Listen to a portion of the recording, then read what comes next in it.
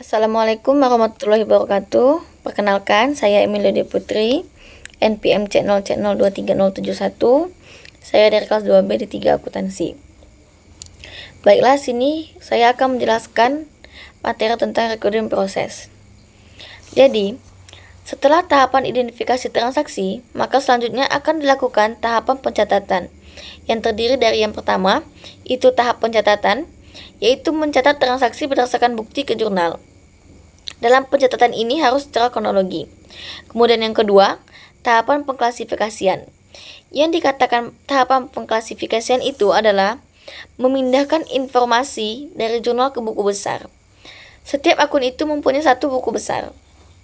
Kemudian yang ketiga itu tahapan pengikhtisaran, yang dimana diawali dengan setiap akun itu kita hitung berapa saldo setiap akhir periode. Setelah dapat saldo akun, maka kita susun dalam satu daftar yang namanya neraca saldo. Sebelum masuk ke tahap pencatatan transaksi ke dalam jurnal, kita harus tahu dulu tentang akun. Jadi, yang dimaksud dengan akun adalah tempat di mana pengaruh dari transaksi itu kita catat. Kemudian terdapat juga 5 elemen dasar laporan keuangan, yaitu ada akun aset, liabilitas, ekuitas, penghasilan, dan beban. 3 akun kita temukan dalam laporan posisi keuangan atau neraca, dan 2 akunnya dalam laporan laba rugi. Setiap kelompok akun itu terbagi lagi dengan subkelompok, dan setiap subkelompok terdiri dari akun-akun individualnya. Contohnya, akun utamanya aset, maka subkelompok dari aset ini ada aset lancar dan aset tidak lancar. Di aset lancar juga terdapat akun individualnya seperti kas, piutang usaha, perlengkapan, dan sebagainya. Sedangkan pada aset tidak lancar terdapat subkelompoknya, misalnya aset tetap, properti investasi, investasi jangka panjang, aset tak berwujud, dan aset lainnya. Di liabilitas pun terbagi subkelompoknya, yaitu liabilitas jangka pendek dan liabilitas jangka panjang.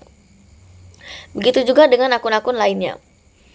Jadi bentuk sederhana dari akun itu diibaratkan seperti huruf T, atau dikenal dengan accounting. Jadi setiap akun itu memiliki 2 sisi. Yang sisi kiri disebut debit dan sisi kanan disebut kredit.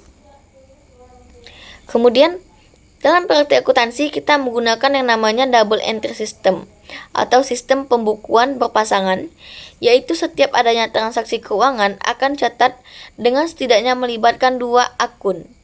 Satu akun didebitkan dan satu akun lagi dikreditkan.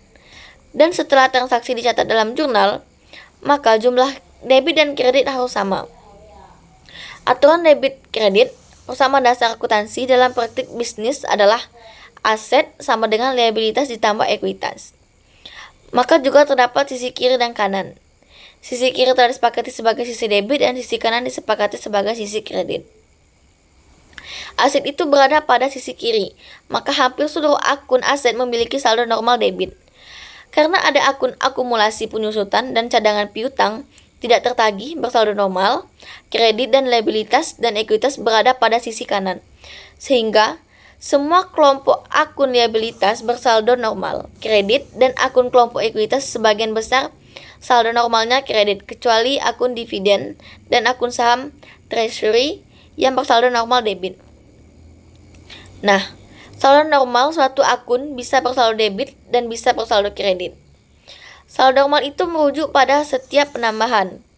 Misalnya, hampir pada akun aset itu bersaldo normalkan debit, maka di setiap adanya transaksi yang merujuk pada pembahasan aset, maka akan ditulis di sebelah kiri, yaitu debit, dan begitu pun pada akun liabilitas.